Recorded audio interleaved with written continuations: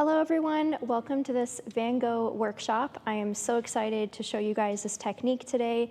So probably a lot of you watching have always wanted to loosen up and really be expressive with your brush strokes.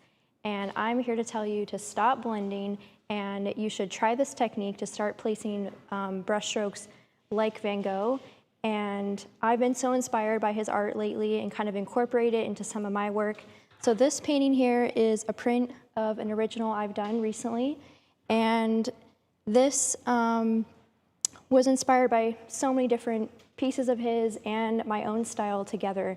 So I'm going to show you a process to do something exactly like this, and you're going to place bold brush strokes in his style and make it completely your own as well.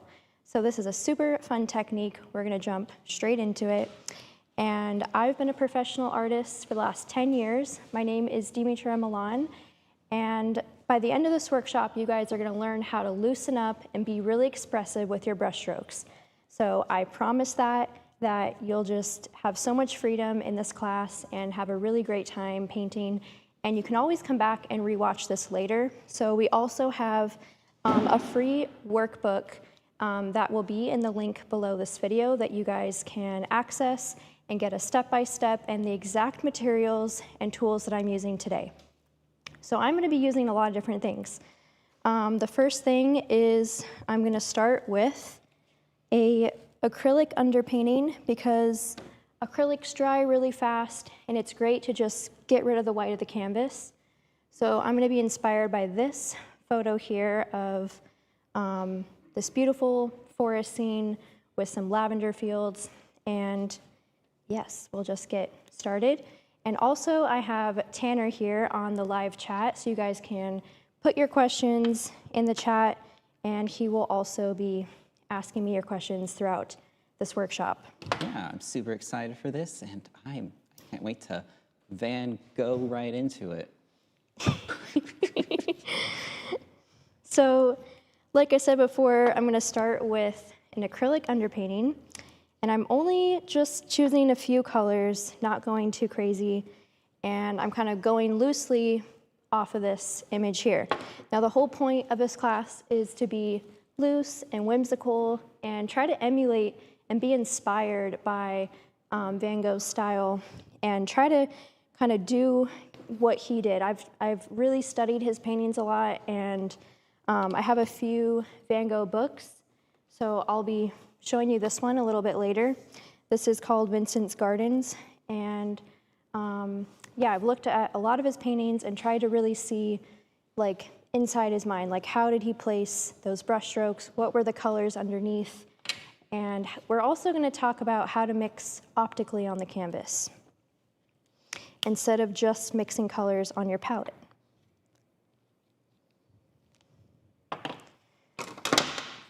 Okay, so you can take a big brush, and these are just 5 acrylic transparent colors, and I'm going to start light to dark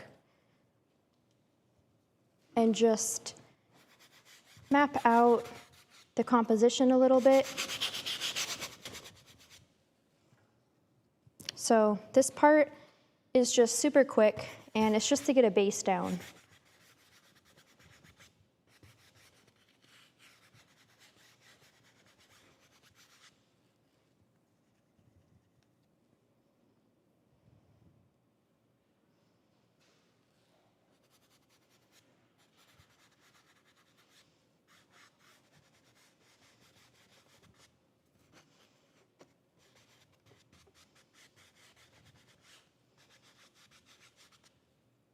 And I'm definitely going to be sticking to this color story here. You guys can also, in the workbook, have access to this photo as well, so you can paint to this exact scene.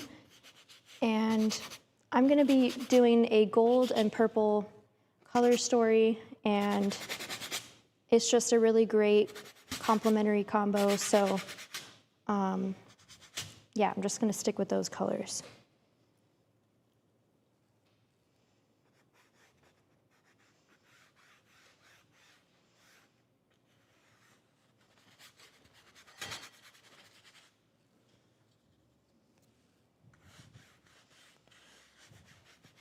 Right, and the stand Dimitra's using for her source is just a restaurant menu stand we got off of Amazon.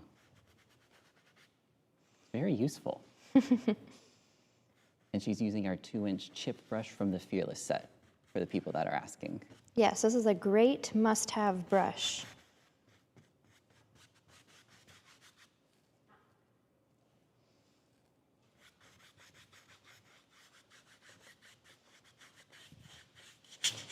So the colors don't have to match exactly. This is just a base, and it's just to get a general, like, quick start to your painting. And we're going to talk about, I'm going to share with you some tips on creating a good composition coming up very shortly.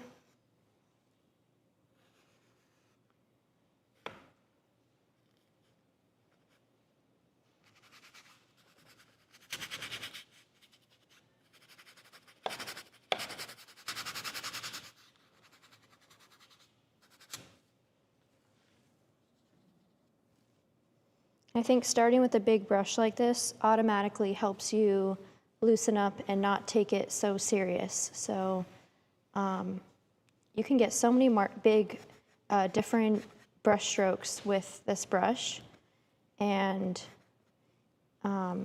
try just using it lots of different ways.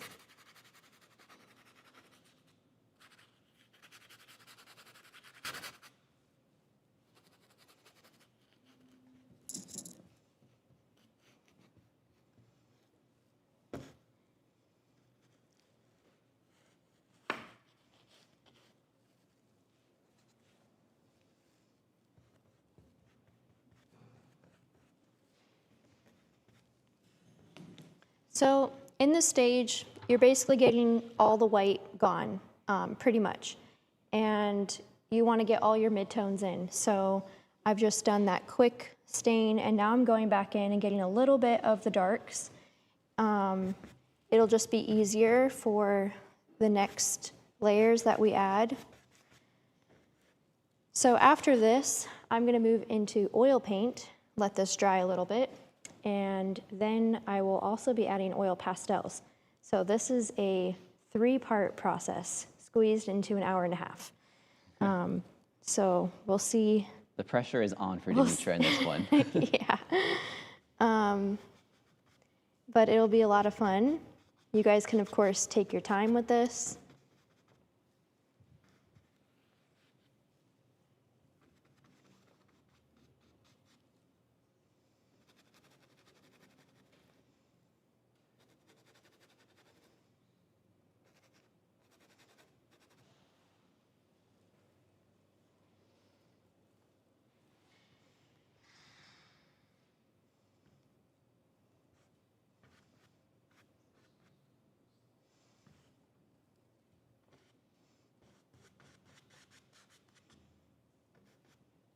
So I definitely want to move up the horizon line because I'm noticing I kind of have it in the middle here.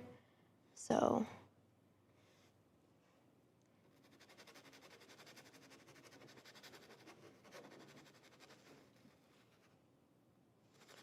just going to add some like mountains or something back here.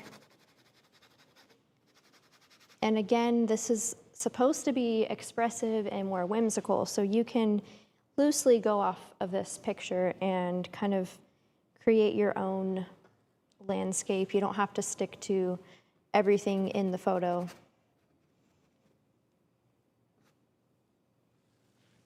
Oh, someone's asking if you would recommend using neon acrylic paint for the underpainting. That would be really cool. I think that would be a good idea. Yeah. Yeah, neon colors in acrylic are so bright and would give a very beautiful kind of like glowing effect.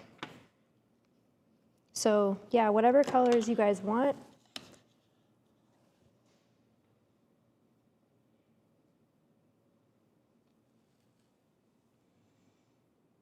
So I'm just going to go back in with a smaller brush and add some little bit of detail.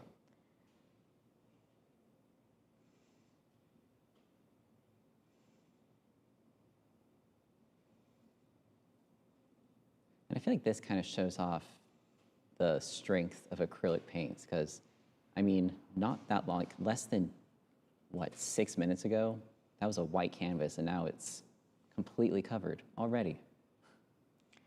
That's a very good point. Acrylic allows you to just, yeah, get your painting process done a lot faster.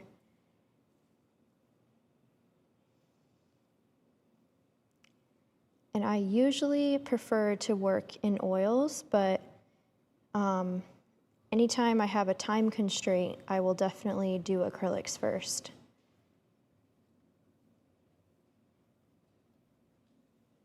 And yes, she is using transparent paints only at the moment.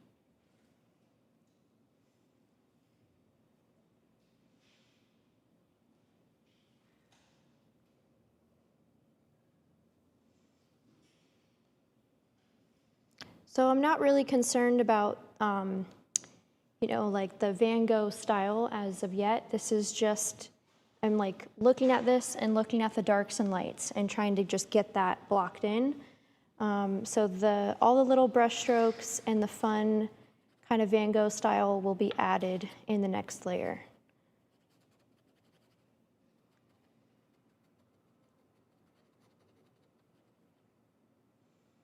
Someone's asking if they could do this in oils if they had more time. Yes, definitely. You can definitely apply the same principle and technique with oil paint.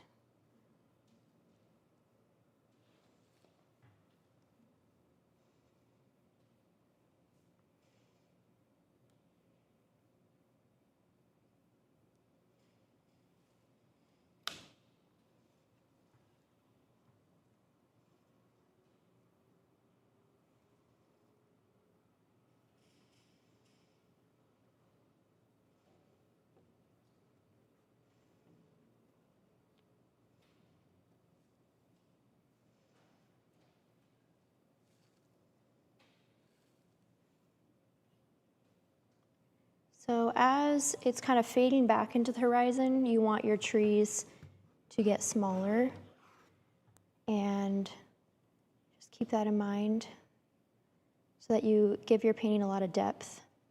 That's very important for a landscape.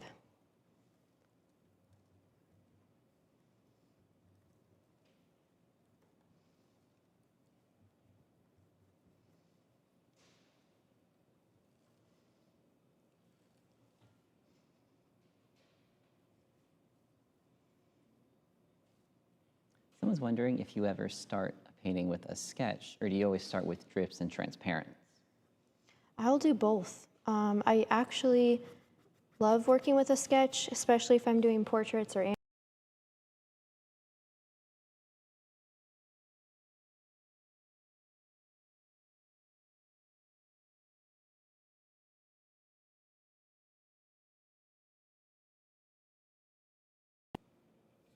Okay, sorry about that, sound went out. just back up to that one question, or Yeah. Do you ever start with a sketch, or is it always Yeah. drips and transparents? So I will do both, and especially if I'm doing a portrait or an animal or just a really complex scene with a lot of things happening, I definitely like to start with a sketch, and then I'll spray it with a fixative and then do usually oil paint on top and kind of do this thin to thick technique.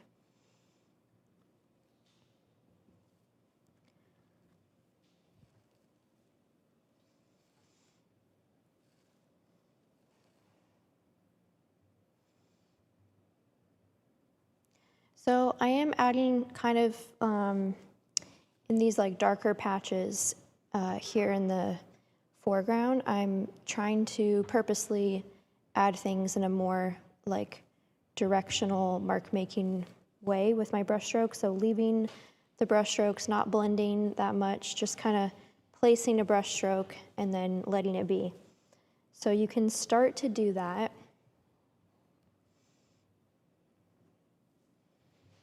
And it works well if you have a lot of paint on your brush. It doesn't work if you have a thin amount of paint. So make sure that you're generous with the paint.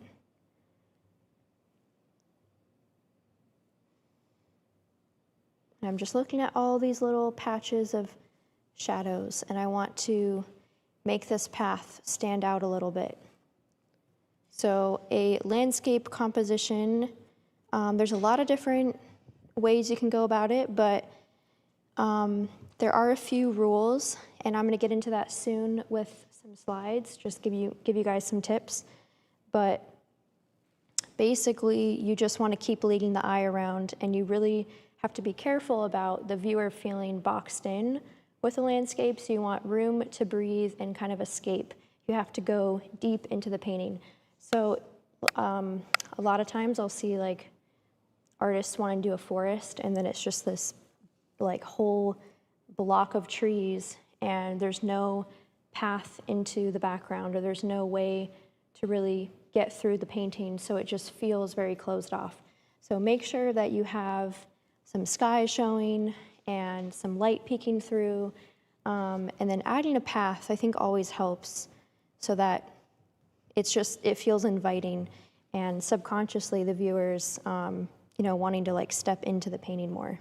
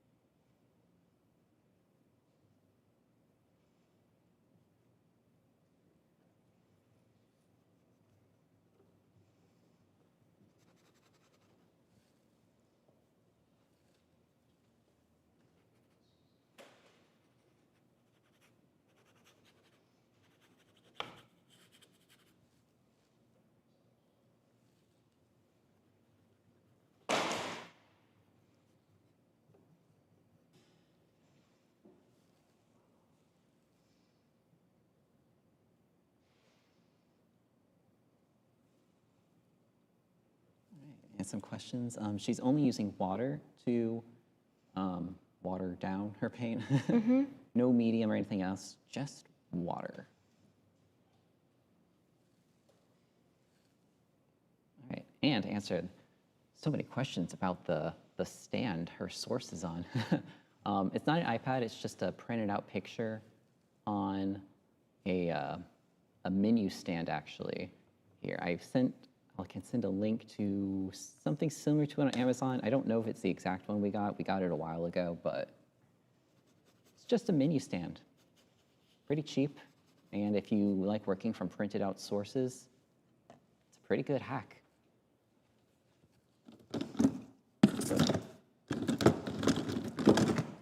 Okay, I'm going to deviate from my original plan just to save a little bit of time, and I'm going to add some white acrylic and kind of block in some of the highlights back there. So that will help me be better set up for the oil painting layer.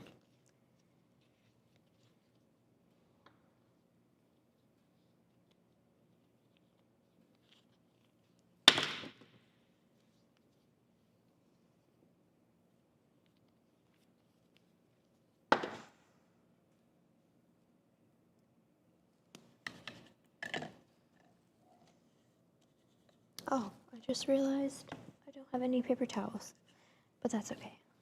Oh, we can grab you some. I'll use this.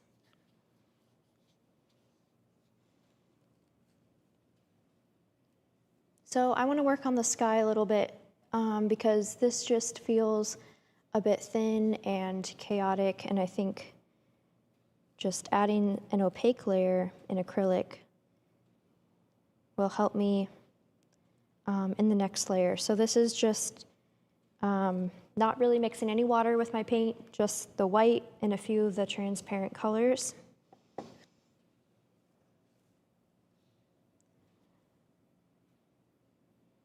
And I'm going to do a lot of dry brushing so that I'm keeping the texture showing in the canvas. So dry brushing, if you don't know, is you get a good amount of paint on your brush and you just kind of hold it parallel to the canvas like this, and it's going to pick up the canvas texture.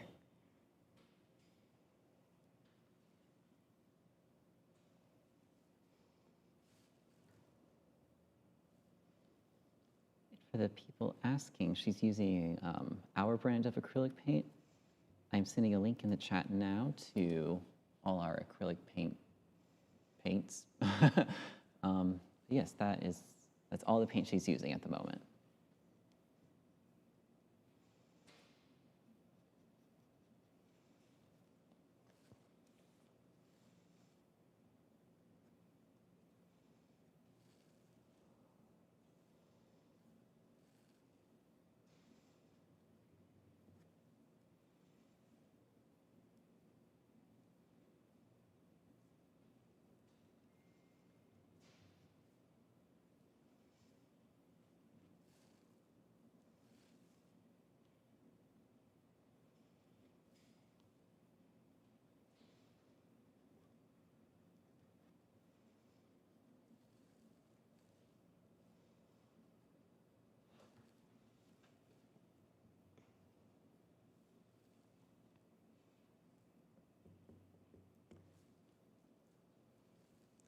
So I'm trying to be still as loose as possible with this layer and just getting kind of the feeling of the landscape in. This is a very abstracted version of this photo. So every layer will get a little bit more refined, but I still want to keep like some playfulness to it, so we won't get too exact or too refined with it. That's where the expression comes in.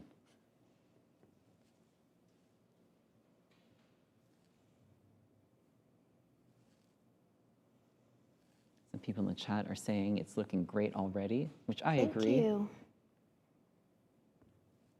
I know. The speed at which Dimitra can just turn out a painting is why we make her do crazy things like complete a painting in 90 minutes. I have to not think, I just have to paint. Yeah.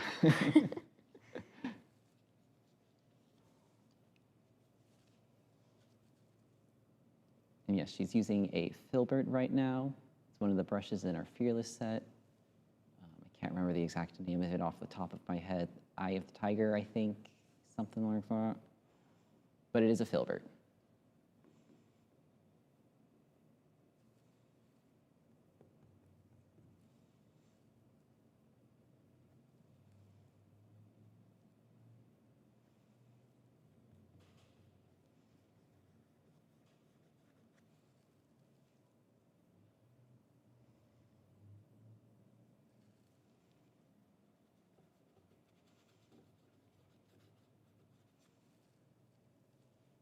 And someone said, that's a great quote. Don't think, just paint.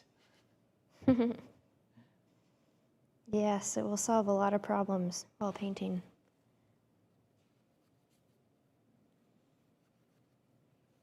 Someone's saying there's so much detail for only 20 minutes. There is. And honestly, I think a big part of that comes from the kind of dry brushing technique she's doing. Because it picks up the grain of the canvas a little bit and breaks through, it just adds so much visual interest and texture to it.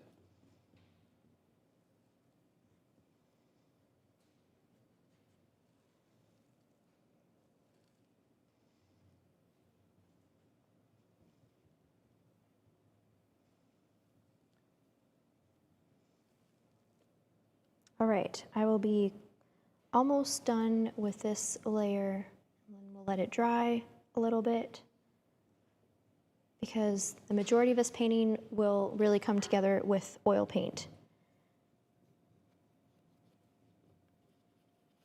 So you could spend longer in this stage if you really enjoyed it and you love acrylics. You could do the whole painting in acrylics if you want and kind of use the same technique.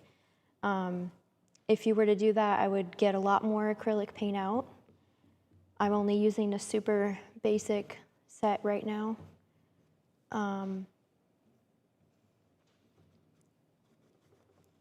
Okay, so I will move on to the slides and just quickly talk about composition and give you guys some tips for creating a Van Gogh style painting.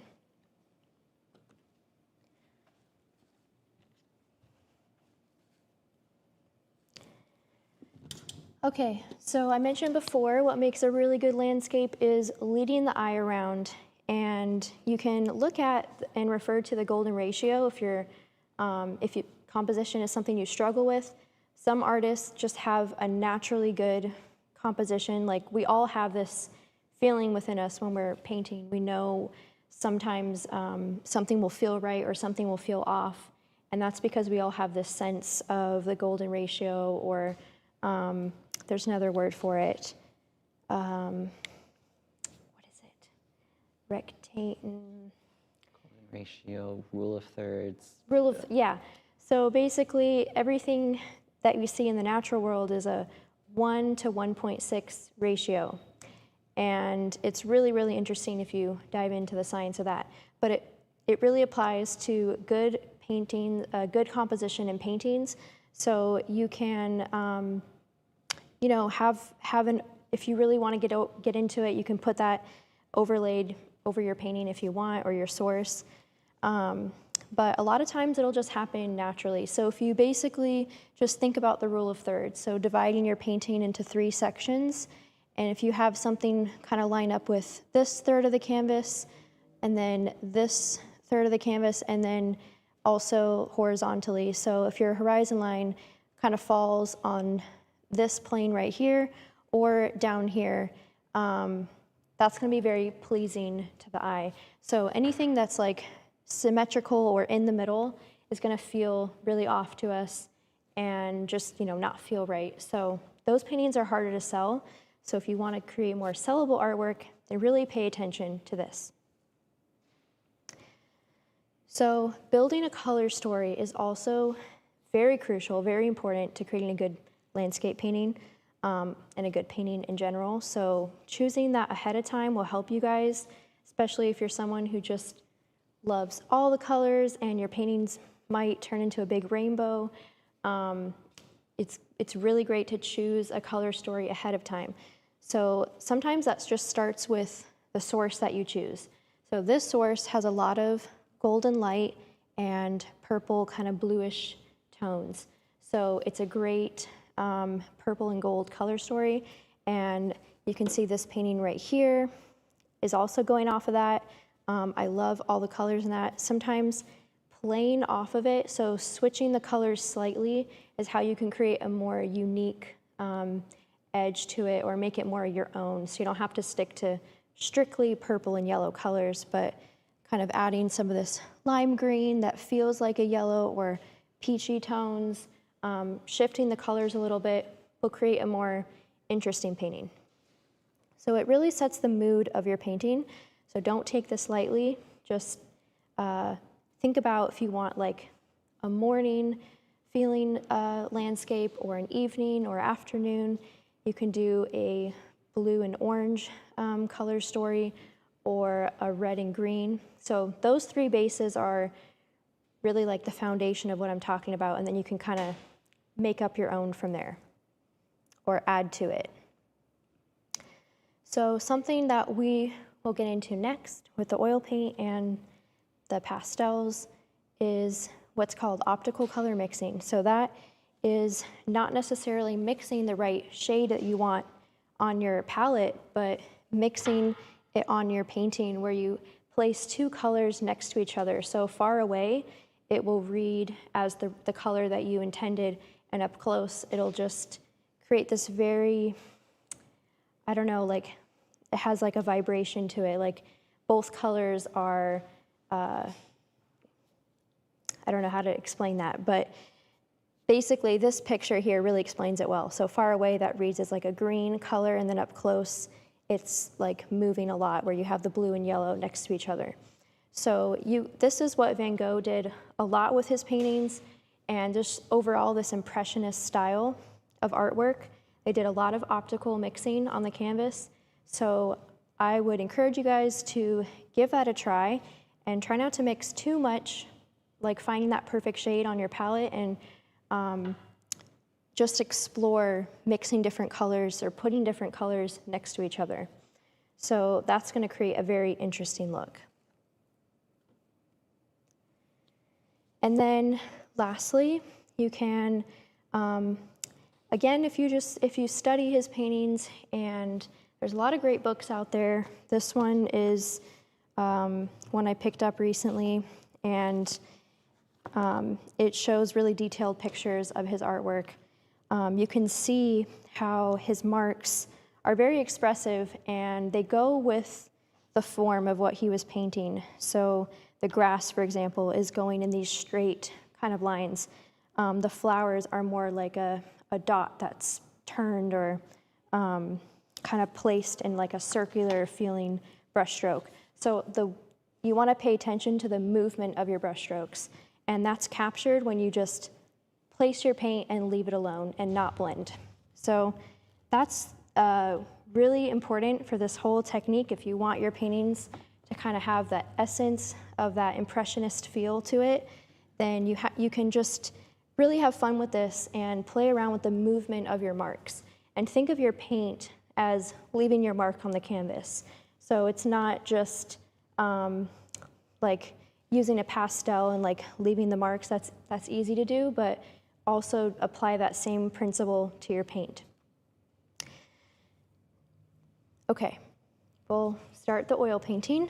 I think a lot of this is already dry, which is crazy. There's a few spots that are wet.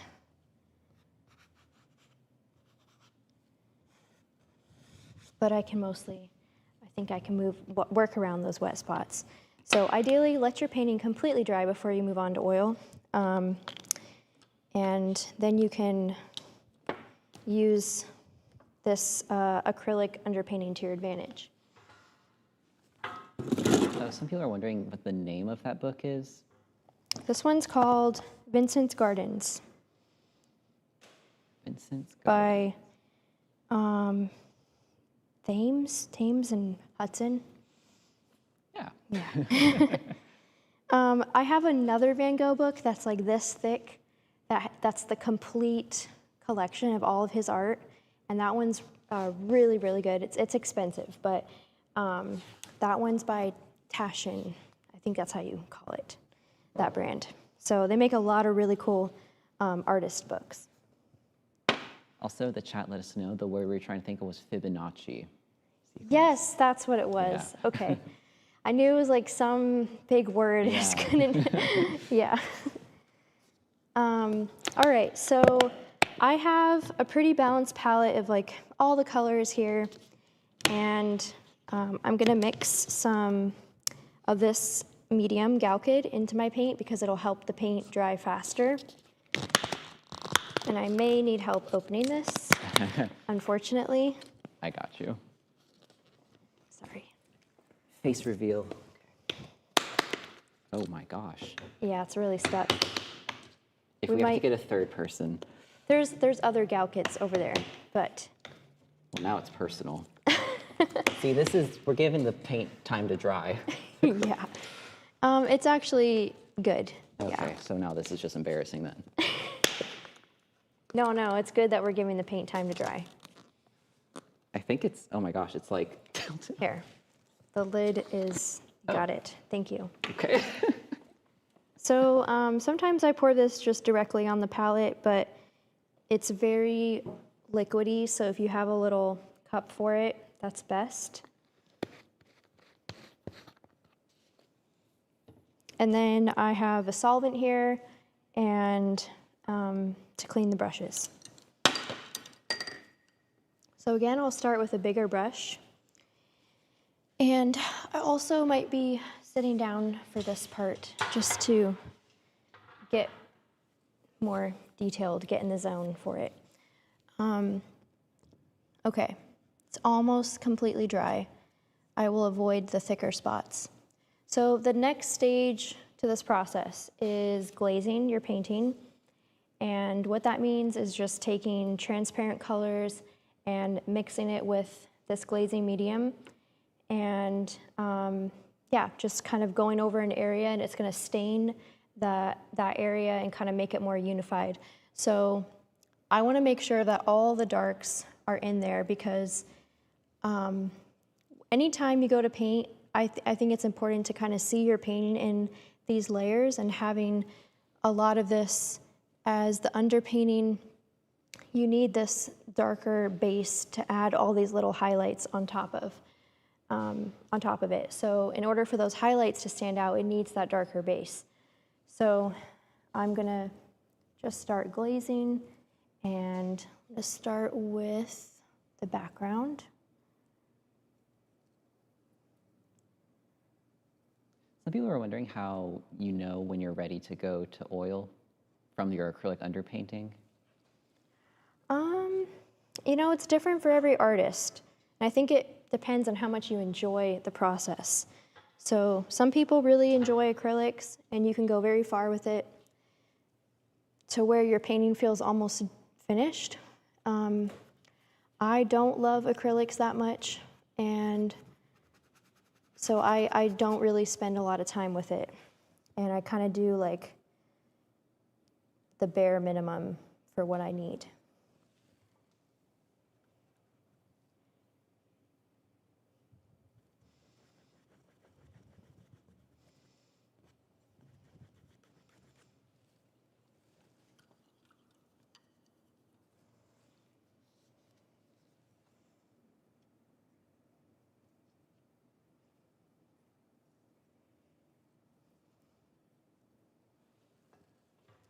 Oh, what a good tip.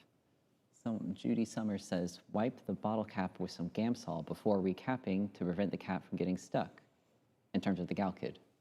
That is smart. That is a good idea, if you can remember that. But then how do you get your arm workout in? And yes, gal kid is only for oils. Do not use it with your acrylic paint. I don't even know what would happen. I don't think it would bond with it because it's water-based. Acrylic's water-based. So just a little bit of glazing has already helped the painting so much.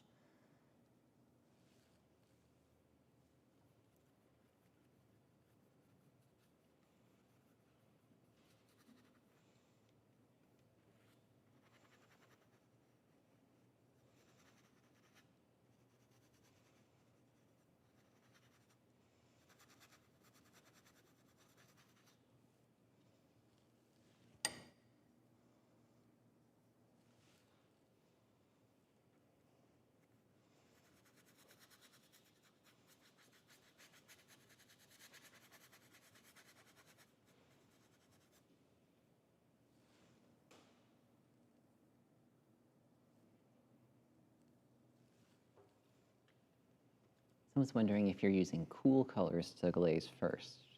Yes, I started using some warm up here, but then I switched to using the cool oil colors, and that's going to help, you know, push things back into the background.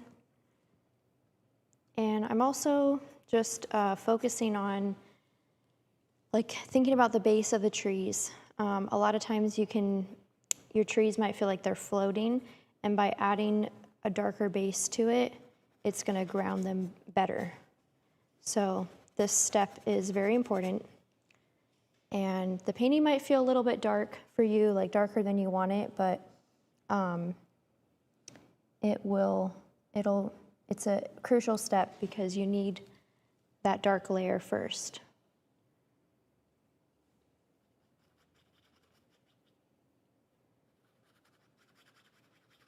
Oh, Peter's asking, he has a hard time knowing which colors are transparent. Any hints? It'll say on the tube. Most brands, for some reason, always put transparent or opaque, like super tiny, sometimes on the back. I do not understand why. For our paint we make, we put a giant T or O for transparent or opaque right on the front, so you can tell at a glance. Yeah. You can also tell on your palette. Transparent colors are usually kind of darker, and if you spread them out a little bit, you'll be able to see through to it on the palette, like stained glass kind of. And Yeah, opaque they're will not. definitely usually on the darker side. I mean, almost always. I think this yellow is transparent, but all of these here are transparent.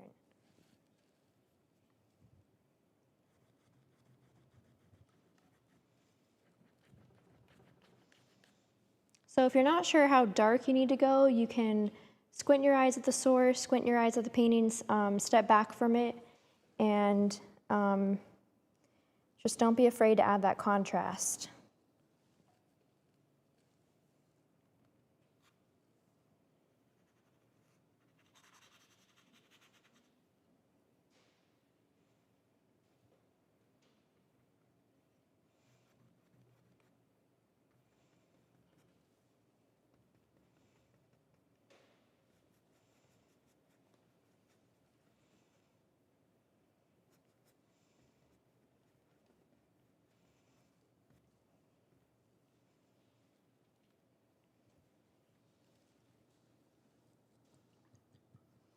Okay, I'm gonna check the time.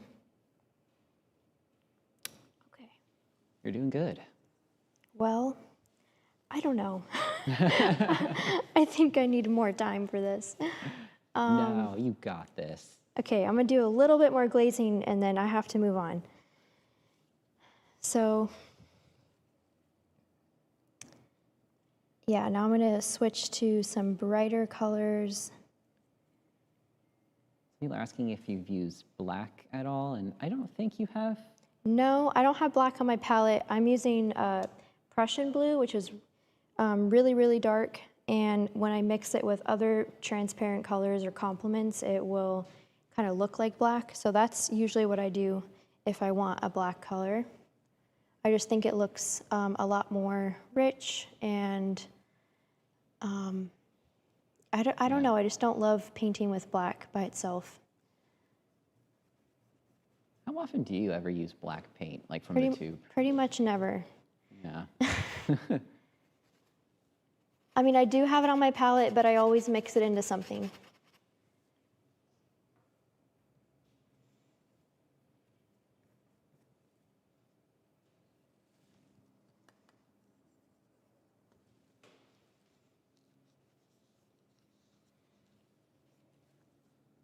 Someone's asking how many opaque acrylic colors did you use in the underpainting, and I think you only used white for your opaque, correct? Yep, I just mixed white into the other colors. Yeah, if you mix an opaque into a transparent, it becomes opaque.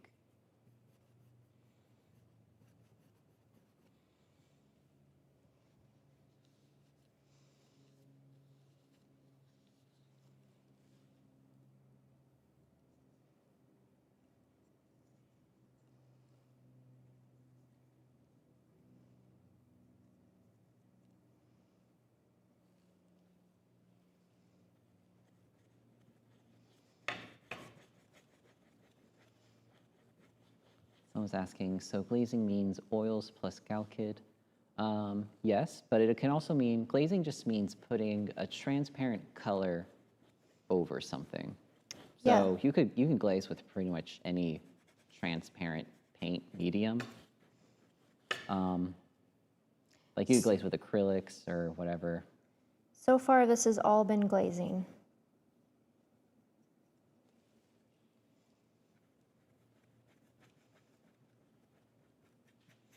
So this is a little rule in landscape specifically. If you have a lot of green that you're working with, the more grungy or dirty looking green that you have, the more beautiful it will look like on your canvas.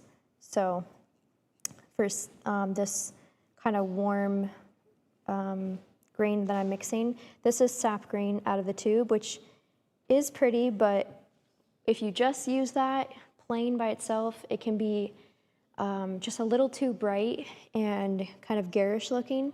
So mixing a little bit of a complementary color, so this burnt sienna that's kind of reddish mixed in creates a very beautiful kind of earthy green. So that's just a little tip. I don't ever like to use like phthalo green out of the tube. You always want to mix some kind of complementary color into it. Yeah, I feel like we could do a whole workshop about how to make tasteful greens. Yeah, and variety is key, so just you can have them be more teal or more sagey or, I don't know, lime green. You can have it mix, you want the color to be transitioning a lot. Someone's asking, is that linseed oil she's dipping her brush into? No, that is solvent. She's using soy thin, I believe, to clean her brush. It's just a paint thinner. Odorless paint thinner. They make those, believe it or not. All right, I think it's time to transition into the meat of this workshop, which is placing the bold brush strokes. So all of that was an underpainting to kind of get to this point. And now this stage can take a long time. You can really take your time with this and just have fun with it. And again, think about the movement of your brush strokes. So you're gonna be using smaller brushes for this. And I really like using round brushes. So having a good, like, what do you call it? Just having a good thin tip at the top will help you get more detailed strokes, but using different sized round brushes, I think are the best for this technique. But you can, of course, experiment, try different brushes. Maybe you have some favorite brushes. Filberts can work, but you're definitely gonna wanna stick to smaller sized brushes for this. And you just wanna kinda get into the zone. And yeah, this is a more detailed process, but really just have fun with it. And I kind of go like section by section, or if I have a color on my brush, then I'll kind of jump around and add that color to different places that need it. Another way to go about it is work from the background to your foreground. So you could start with the sky and behind the trees. That's probably what I'm gonna do, just so that it'll really help the rest of the painting feel a little bit more finished. So I'm just gonna be working with the cool colors.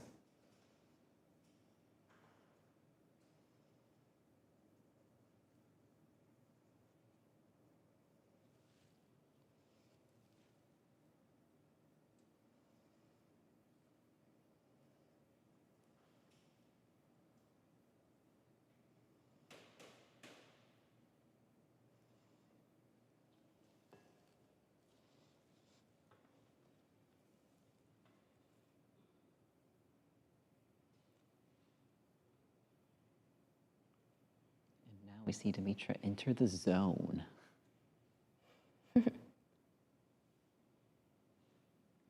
So I'm leaving some space between the brush strokes so that you can still see that blue underneath. And that's just gonna create more interest for these clouds. So you can, again, just try different patterns or little marks. You can kind of do like a swirly type brush stroke, or you're just kind of leaving a ton of little brush strokes next to each other. Yes, if you struggle with blending everything when you paint, this technique is a great way to help you break out of that.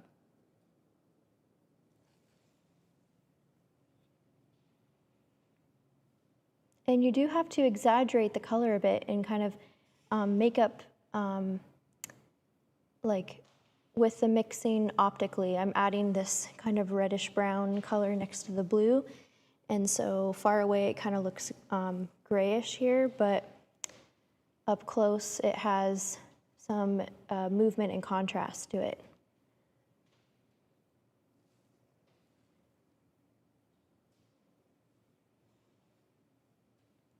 Oh, someone's asking how you make the decision whether to go dark to light or light to dark. And in general, if you're using transparent colors, like if you're starting your painting with like glazes or whatever, you usually work light to dark. because you can't really make a transparent light again.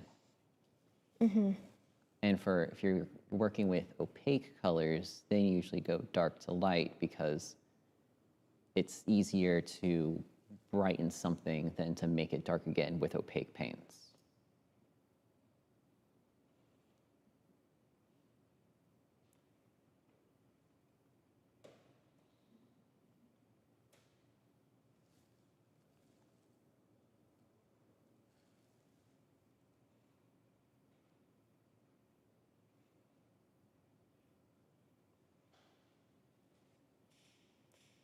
So think about all your brush strokes as layers, and like these highlights on top are just sitting right on top. I'm not mixing them in. So you can see the colors next to it.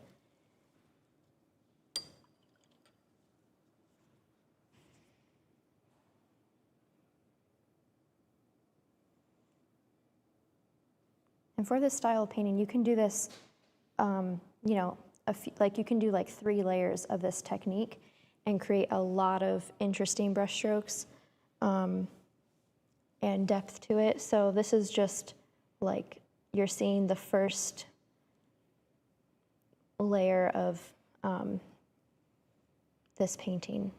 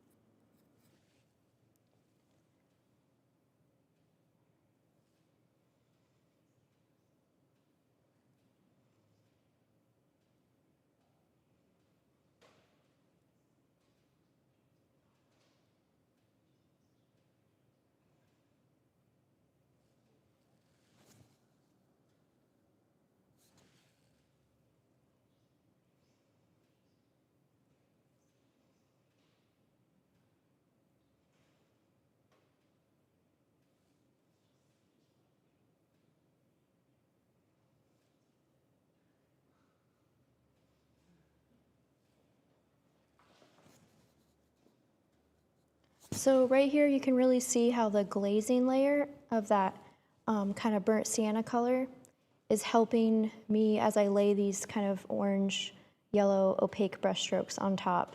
So it's not making the paint muddy. It was the perfect base to kind of create that more glowing effect or give it more contrast.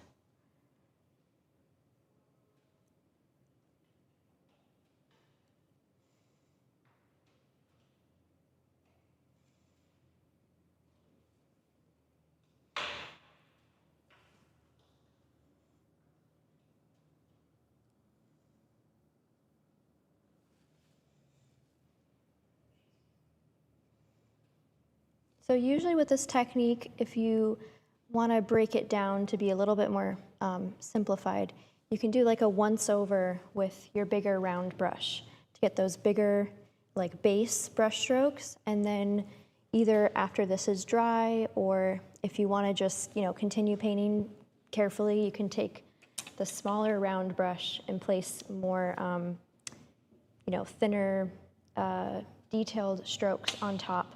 So just creating a lot of layers with this look, you'll achieve that kind of Van Gogh style.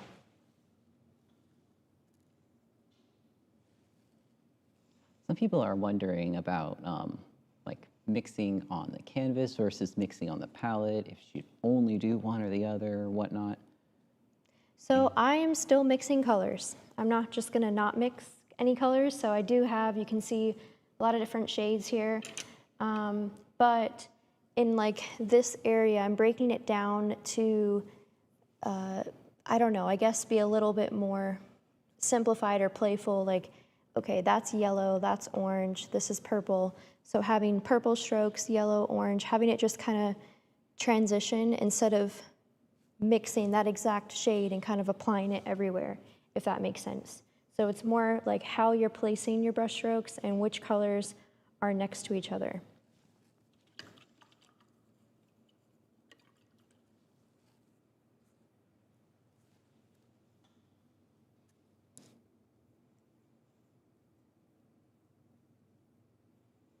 So you might notice I'm mixing a tiny bit of Gogh into these opaque colors, and you don't have to do that, but depending on your paint, it might, like this white for some reason is very gummy. Well, it's our brand, but this one's like just feeling thick to me, so having, like mixing this in with the paint, I want the consistency to be a little bit thinner, but not too thin, because if you add too much of the Gogh, it'll start to get really milky, and you will not like that. It can make your colors muddy. So just be careful when you are mixing this into your opaque paint. But just adding a little bit is helping me apply these kind of thinner brush strokes.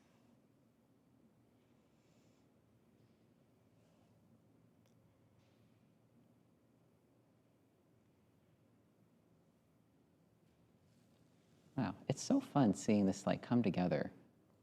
Like it's really like just emerging from like where you're working out. I feel like this process, this kind of painting style, people think it takes like forever, and it is time consuming, especially if you're... It can, if you want it to be. Yeah, but it's also like, you can also do it pretty quickly. Yeah. Once you get in the zone. I agree. It's a very relaxing, kind of like just super fun, and just definitely more expressive.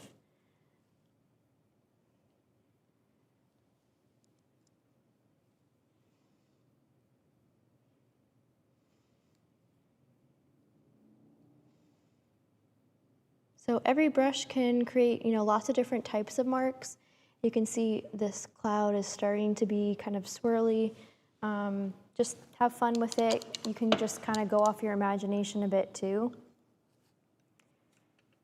And try using your brush lots of different ways. You'll get more variety in your brush strokes.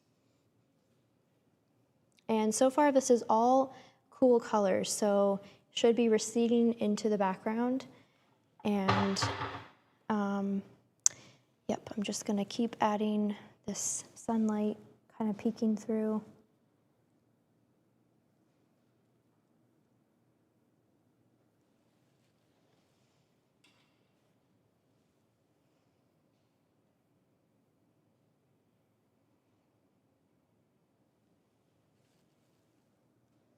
And then in a little bit, I will get out the oil pastels and show you guys how to use that for this technique as well, because they are a lot of fun and might be a little bit easier than, easier to leave a brush stroke and leave these little marks. And I know Van Gogh used a lot of oil pastel too.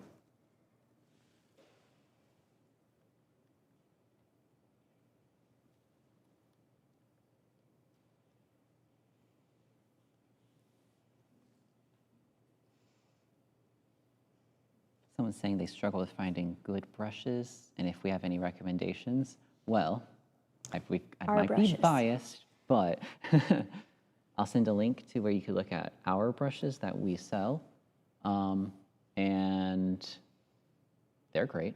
I really like them. Dimitra's using one of our Fearless brushes at the moment, and she used some of our Mastery brushes earlier. She did use one random Dynasty brush here, which I don't know why, you traitor, but... Oh, I did? I mean, it's fine.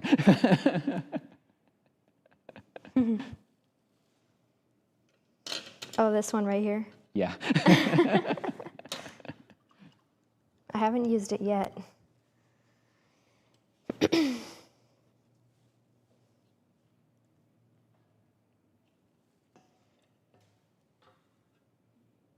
So what I love about using our vivid oil paint is it's mixed with our fast drying white. So these very opaque, bright colors here, they dry fast. So you don't have to mix anything into them. You can use them by themselves, and I think they're really perfect for this technique. Yeah, I will send a link to our Vivid set that you can look at. They are colors you will not find anywhere else on the market.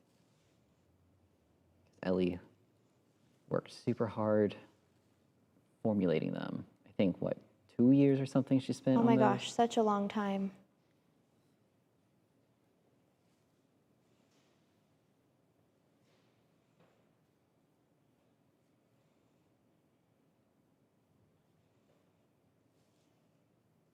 So I definitely think there's benefits to working wet on wet like this. So having this kind of wet glazed base, your brush strokes will blend a little bit into it, but it looks, you can still keep that really dramatic effect of layering these brush strokes on top because it's not mixing into the color underneath. You're just placing it on top.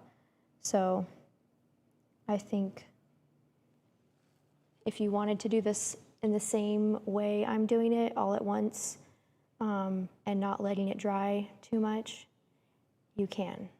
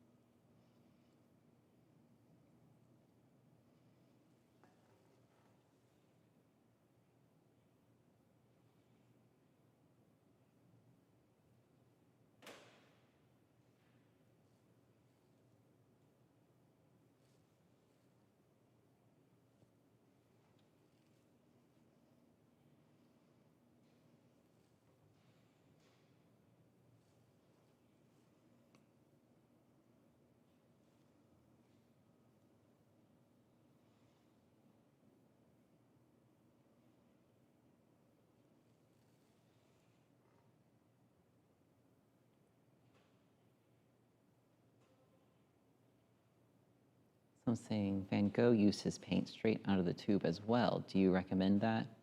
And I think the answer depends. Yeah, I think you definitely can do that. There's no rules against that. I just think having a good variety of colors on your final painting is what's important. Yeah.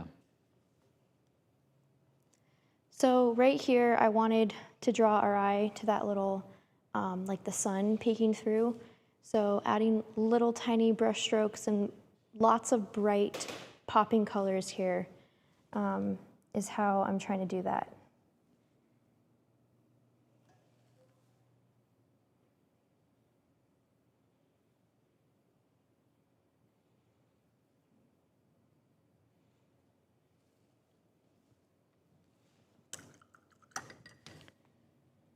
Okay, I'm gonna get out the pastels for a little bit. Right. So any oil pastels will do. This is one of my favorite, well, this is my favorite brand I've tried, but I think this is one of the top quality oil pastels you can buy, Caran d'Ache, and I have the big set here, which I believe is, 96. I was like 300? No, 96 colors. And there's 3 layers. Okay, I don't have a spot for this. Oh yeah, right here.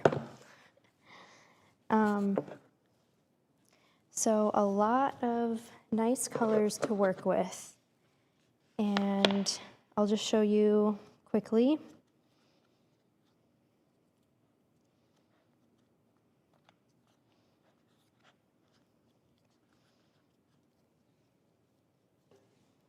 So taking a big area like this that needs a lot of interesting brush strokes, you can start by doing pastels. You can also finish this technique like after this whole thing's dry, then add pastels. You can use them at any point because these are oil. So yeah, they can mix nicely in with the colors that you have.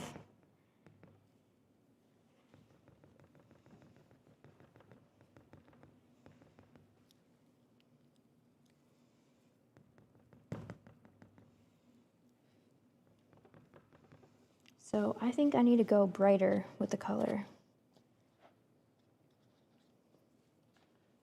Some people are having questions in the chat about pastels and like their drying time and if they ever dry. So I have worked with them a lot recently, and they dry so much slower than oil paint. And I've noticed if I just do a really good coat of like a spray gloss varnish, then that cures them and they're dry within a day. So you might have to do a couple layers of varnish spray, but that's what has worked for me. That's worked for me too. Yeah. Because they don't seem to dry on their own.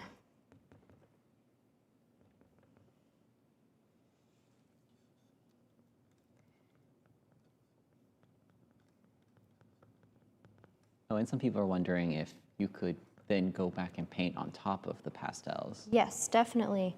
You can even spray them, and then if you don't want them to move, and then when it's dry, go back on top and do another layer.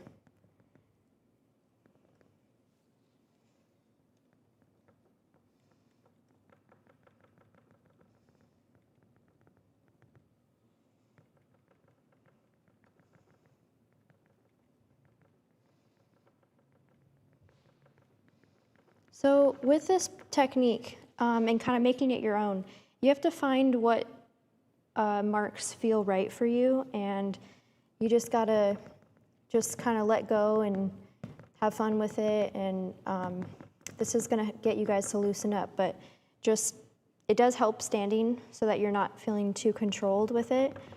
And just try moving your hand really quickly and like not letting go. Or not stopping and thinking about it. So you can do like scribbly marks, you can do kind of like loopy marks, or you want to try lots of different things.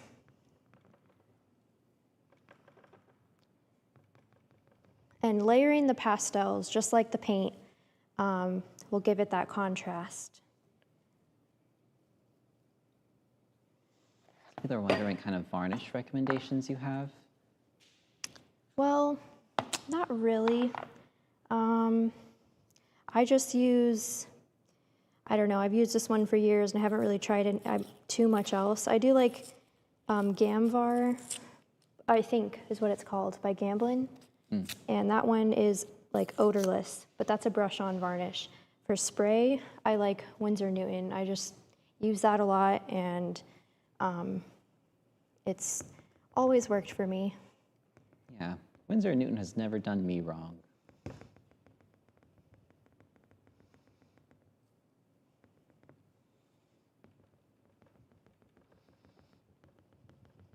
Someone's wondering if warm and cool applies to oil pastels.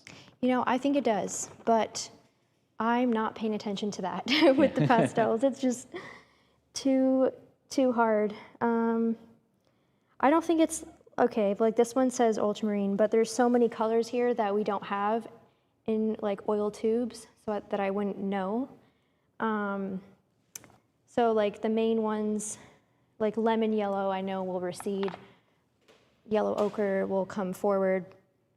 And I think I'm probably doing that intuitively, but I don't think about it or stress about it too much. It's also one of those things where the oil pastel adds such a different type of mark that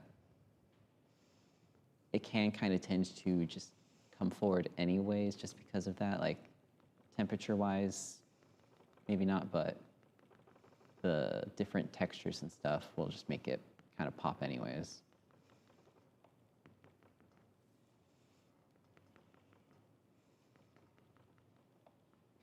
So I just want to keep emphasizing this is very important, to have your brush strokes and your pastel marks all going different directions and kind of going with the form or the movement that you want people to feel, basically, what makes sense with the painting. So for example, the light coming down here, then I would want these strokes, like the final layer, to be coming this way. All this in the foreground is kind of, I think, makes sense to go straight up and down. If you want like a flat kind of feeling field that recedes, then you can do diagonal marks like this, so it feels a bit more flat. So just keep that in mind, add lots of variety.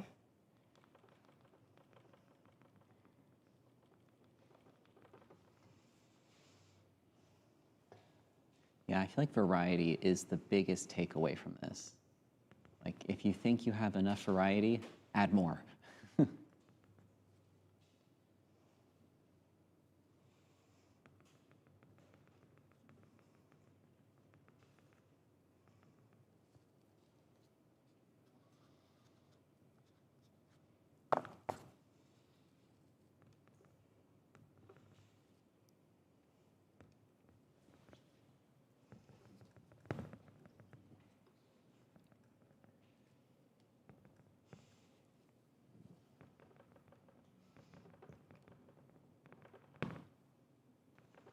Sometimes you can like kind of just push down and stamp with your pastels. I left these in the car for a little bit and they got really melted, so I think they're like super soft and like easy to work with right now. There's a tip. Yeah. Leave it in your hot car for a bit if you want it smooth.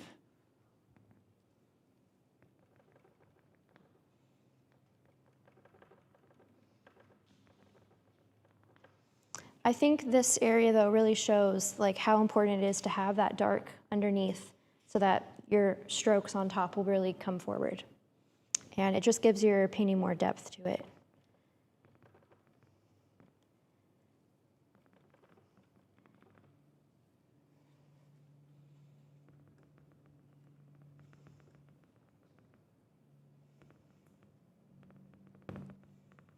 Is there any, or are there any questions, Tanner?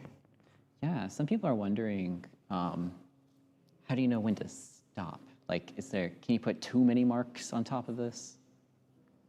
You know, I don't know. I think this painting in particular could use a lot more time. And I think you'll just know it, like you'll feel it when it just feels right, it feels done. I think if you're painting kind of like it fits all the criteria for a good landscape, like you have good depth and you have an interesting foreground, the light travels through it, you have a good contrast, so you have your lights and your shadows. If it fits all that and your edges also feel finished, where you have variation of edges and brush strokes, then you can call it done. So I think there's just kind of like this little checklist that you go through to ask yourself if it's finished. But over time, you'll just feel it. Yeah, it is kind of a skill that you just get better at.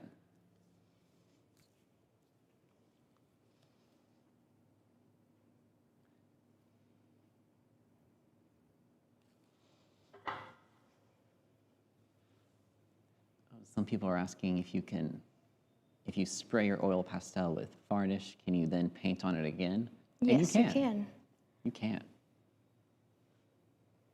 You can layer and layer however much you want.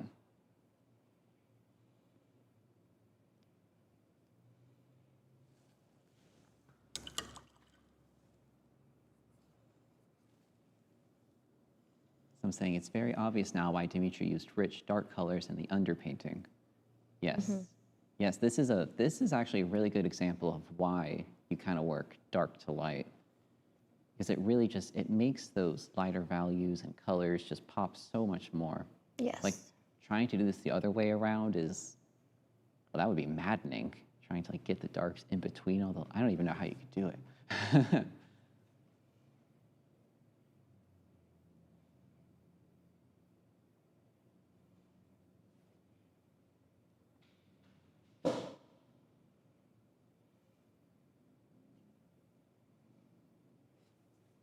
Do you have any advice, Dimitra, for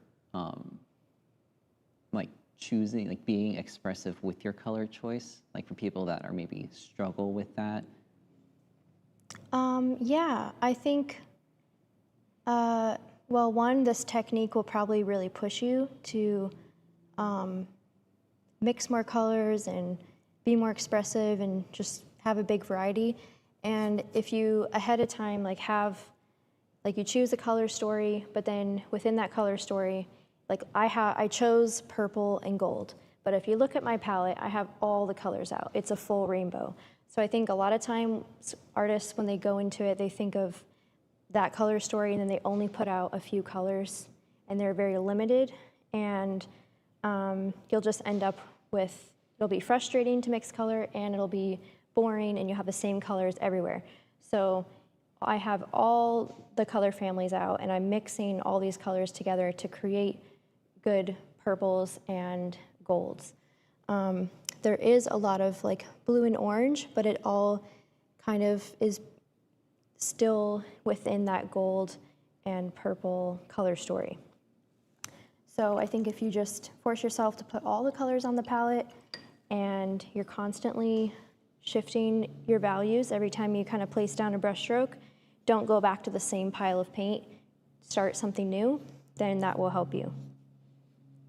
Yeah. Someone's asking, what do Ellie and Dimitra do with all the leftover oil paint from these master classes? And that depends. Well, we do save it sometimes. Like sometimes we'll just scrape it up and put it on a different palette and use it for something else. Sometimes, you know, we forget about it and it dries out. yeah. But we're getting better about that. We used to be real bad about it. But the good thing about oil paint is it takes a long time to dry. So we will usually try to find a use for it afterwards.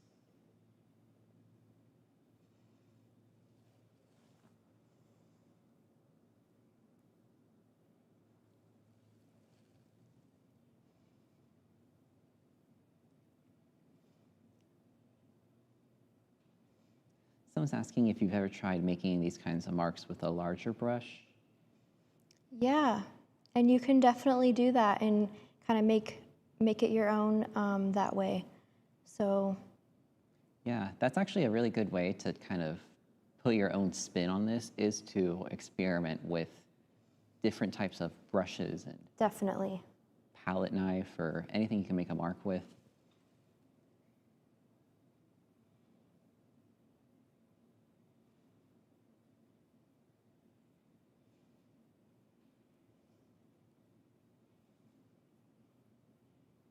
So I don't believe I'm finishing this painting for you guys today, but it'll be far enough along that you guys can get the idea and understand the full process of this piece.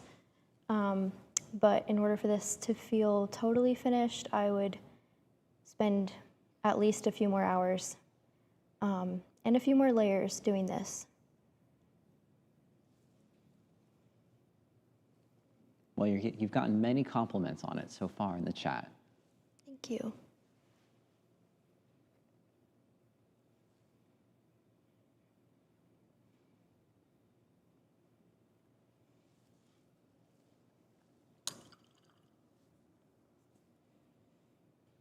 Someone's asking at the end, she will seal it only with spray. Correct me if I'm wrong in this, Dimitra. Okay. But I'm pretty sure what she'll do is she'll spray it to seal it. And then once that's dried, like then I'm talking about the very end of the painting, you'll still go on with a brush on varnish, right?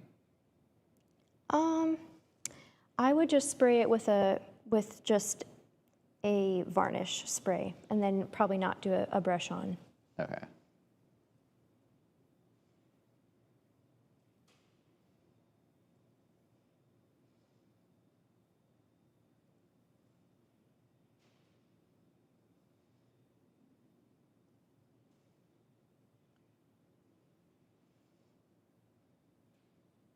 Someone's saying, can we see the painting when it is finished? Yeah, I will definitely work on this at home and share it. Yes. She will share it to her Instagram. I'm locking Dimitra into that now. Okay. Now she has All right, to. Tanner, I will do it.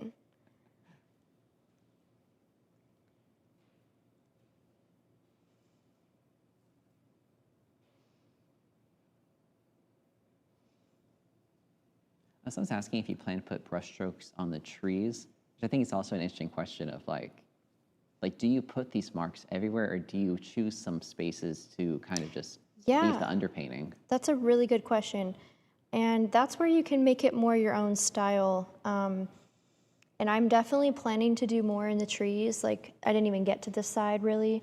But I do want to leave some kind of calm resting space. I'm thinking about like this, the tree bark here, and it's basically just black in the photo, but I don't want it to be so dark like that. So I'll probably go in with a really detailed brush and kind of maybe make up some like tree bark marks.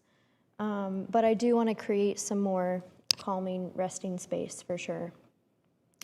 And I think I'll do another layer over the sky to kind of push it back even more and kind of get more of that like calming gray colors. So this is a good like colorful base for it, but I would like layer on top of this maybe with pastels to get the right color there. So you definitely don't have to apply the same brush strokes or have all this texture covering your entire canvas. I think if you do have a good majority of it though, then it will kind of, you know, be obvious that you were inspired by this Van Gogh style. So it all depends on like how you want to apply it.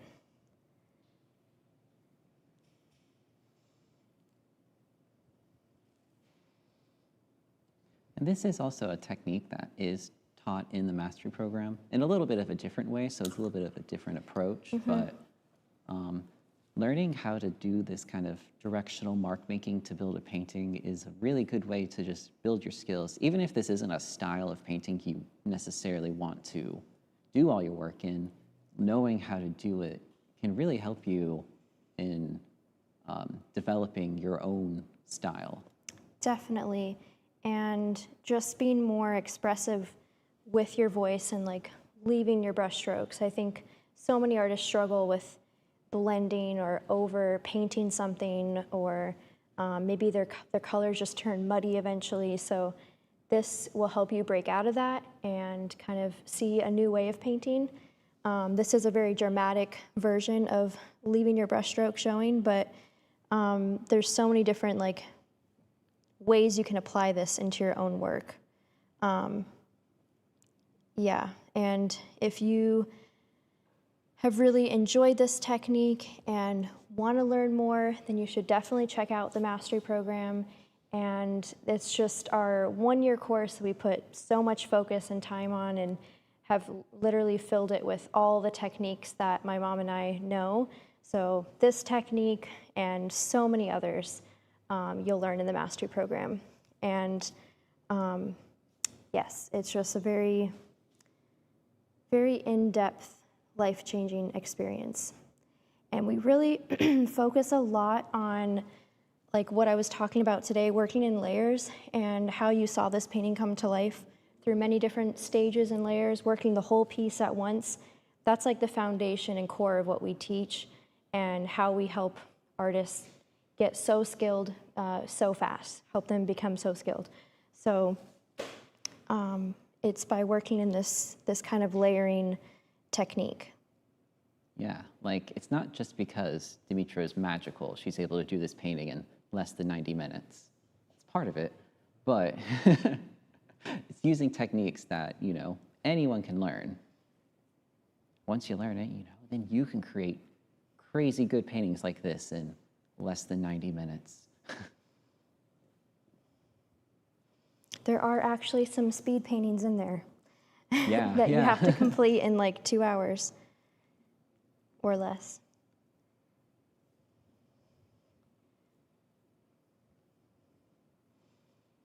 So if you guys are stuck while doing this technique and you don't know what kind of brush strokes to do, because I did a few of these style of paintings on my own for fun, and I was just like, okay, how many types of brush strokes can I do? I want to add all the variety. So looking at Van Gogh's paintings has helped me a lot, and just trying to see, like, I don't know, like how he takes certain plants and certain objects, or the skies especially. I really love how he does skies.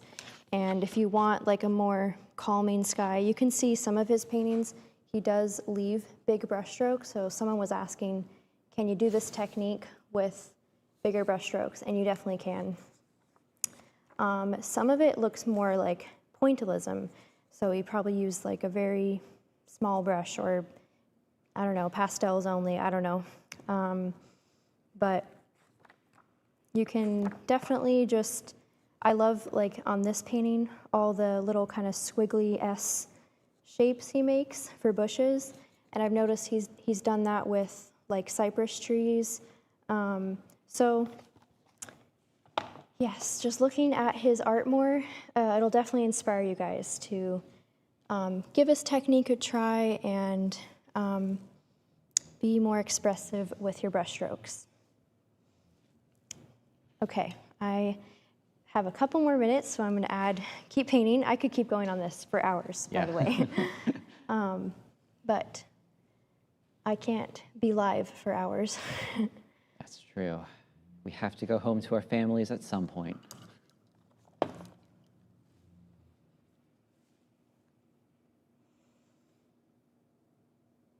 if you guys have any last questions. Last minute questions. Yes, put them in the chat. Can you explain to us what a neutral color is?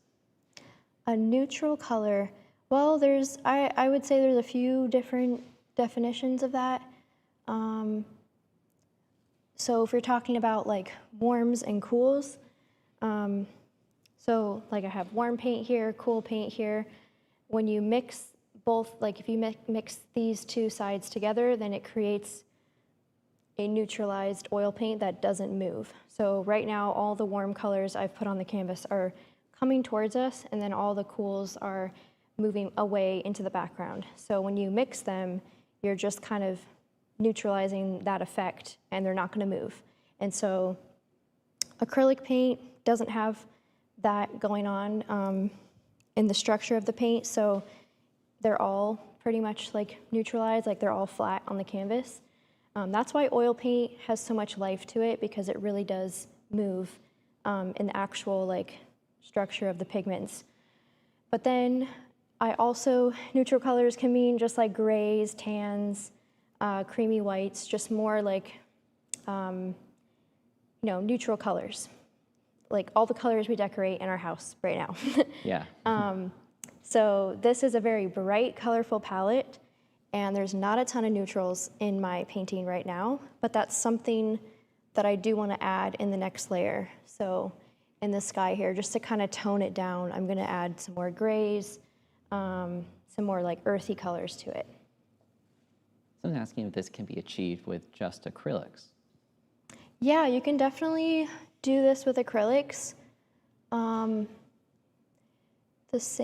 can like apply the same techniques, the same idea, but I think just oil paint lends itself well to getting these little like really juicy brush strokes and creating so much variety in your colors.